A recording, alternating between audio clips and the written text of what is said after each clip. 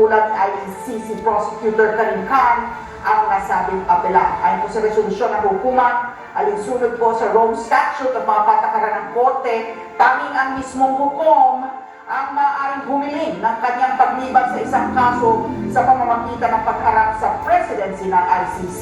Kung diskwalifikasyon naman ang nais, maaari lang ito isampa ng taga-usig o akusado sa nasabing opisina.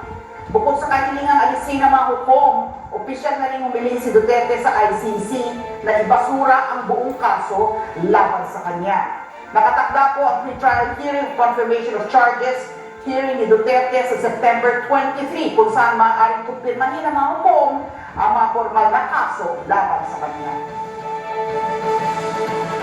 Sa iba pang balita, ipinag-utos ngayon ni PNP Chief General Romel Francisco Marfil ang pagsasampa ng kasong administratibo laban sa dalawang pulis na sinasabing nag-moonlighting bilang security escort ni Davao City 1st District Representative Pulong Duterte.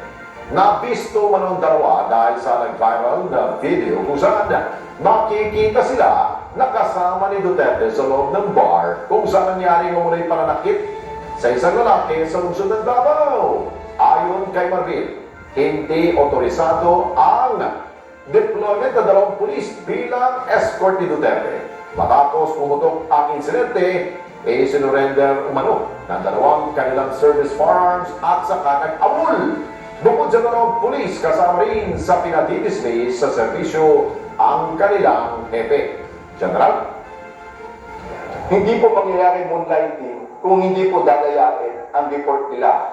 So yung dalawa na yon na nag-moonlighting sa Davao, expect po yung mga commander sila will be discharged. The same way that happened to SAF, we will file dishonesty. Once we file dishonesty, that's perpetual disqualification from any government post. So ito po yung babala sa mga pulis natin. Make sure to take your job religiously. Ito po yung gusto natin. Sinampahan na ng reklamo ng PNP ang vlogger na nagpakalat ng sinasabing maling impormasyon kaugnay sa umano'y sinagawang raid ng mga tauhan ng CIDG sa bahay ni dating Pangulong Rodrigo Duterte sa Davao City. Umaasa ang PNP na magsisilbitong babala sa mga nagpapakalat ng mga pekeng balita. Detalye sa report ni Mark Gabriel. Hello, maayong gabi sa tanan. So naami karon sa balay ni Tatay Digong. Umano na sa mahigit 2 milyon ang views ng video ng isang vlogger kaugnay sa umano'y planong operasyon ng mga tauhan ng PNP CIDG at ng Special Action Force sa bahay ni dating Pangulong Rodrigo Duterte sa Davao City. Dahil sa post, marami umano sa mga supporter ng dating Pangulo ang sumugod sa lugar. Agad ding naglabas ng mensahe si Congressman Paulo Duterte kung saan kinundina niya ang aksyon ng PNP na umano'y bahagi ng harassment sa kanilang pamilya. Umani rin ang batikos ng PNP mula sa publiko dahil sa tinawag nilang fake news. Dati po sa mga pictures at pages na natanggap po nila, may mga supporters po na pumunta doon sa bahay po. Kaya po, kinonsider po nila na misleading information sapagkat wala pong katotohanan po ito. Dahil dito, nagsampa na ng reklamo ang PNP sa Davao Prosecutor's Office laban sa naturang vlogger sa pangunguna ng kanilang Joint Anti-Fake News Action Committee o JACNA. Sinampahan siya ng reklamong paglabag sa Revised Penal Code, Article 154 o ang lawful use of means of publication at unlawful utterances kaugnay sa RA 10175 o ang Cybercrime Prevention Act. Patunay daw ito na seryoso ang PNP sa kanilang kampanya laban sa fake news.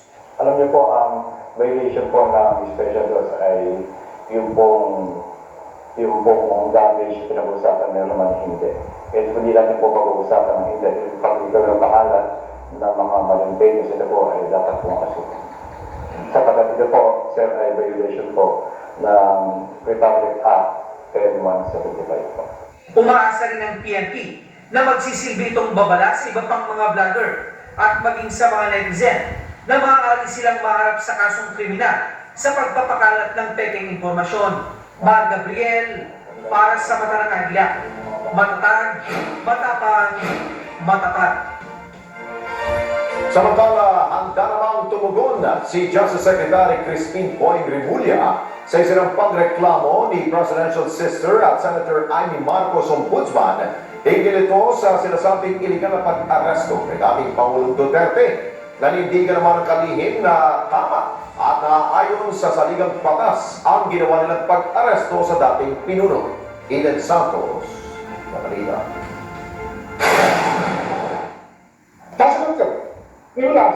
Yan ang tugon ni Justice Secretary Crispin Remulla sa kautusan ng Office of the Ombudsman na sagutin ang isinampang reklamo ni Senator Amy Marcos kaugnay ng iligal na pag-aresto kay dating Pangulong Rodrigo Duterte. Kasabay nito, kinwestiyon ni Remulla ang naging procedure ng Ombudsman sa pagpapasumite sa kanila ng counter affidavit. Una rito, nagsampa si Senator Amy ng reklamong kriminal at administratibo laban kay Remulla at ilan pang matataas na opisyal ng administrasyon ni Pangulong Ferdinand Marcos Jr. Hindi lang clear talaga yung procedure ng ombudsman. Anyway, we'll still answer. Pero hindi malinaw ang procedure kasi dati, pero fact-finding yan, may rules na publish yan. Yung ngayon, parang hindi rin dumaan sa fact-finding.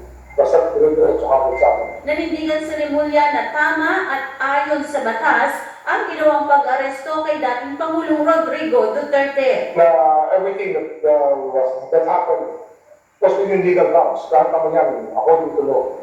Kaya, it's actually the complaint itself. Parang nawigan ako. Naglabas naman ng direktiba si Pangulong Ferdinand Marcos Jr. sa mga sangkot na opisyal. Unang-una po, lagi naman po sinasabi ng Pangulo, sundin ang batas, kung anong procedure na valid at legal, dapat lamang po sundin.